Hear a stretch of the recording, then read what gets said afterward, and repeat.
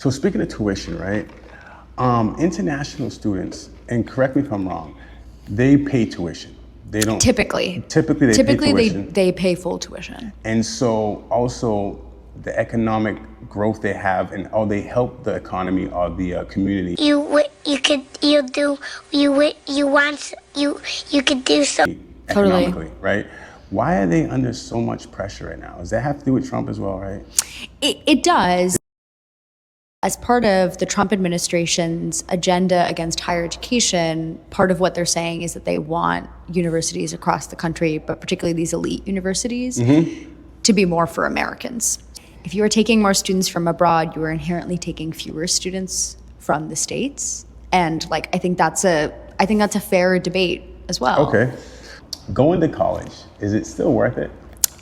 That's the question of the century. Yeah. Literally, studies show definitively that most of the time going to college sets you up for more financial success in the future. Yes. That part is still true. To this question about, is it worth it? Yeah. A large part of that is tied to, is it worth paying $60,000 a year to an institution that doesn't guarantee that you'll be able to pay that debt afterward? So the one thing that I will also add on a news front is that the White House has been very interested in actually scaling back a lot of federal student loan programs. And there have been some fears that that will expand the private lending market, which means that typically it's more expensive to pay those loans back. Yeah. Growing up, the first journalist I've ever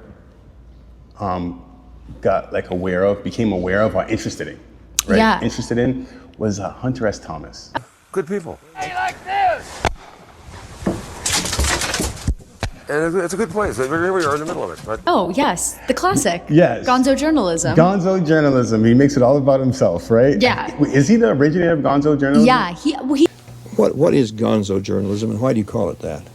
but I was sure I wasn't doing, what we call straight journalism. Right.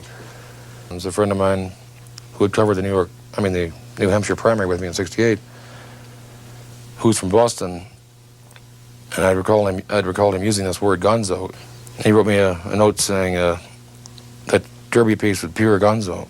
I can't say he definitively created it, but he's of course seen as a pioneer and Made the it about defining himself. voice of the era. Yeah, But also on drugs all the time. You All know the what I time. mean? That was his whole thing. But yeah. he was an awesome writer too. Yes.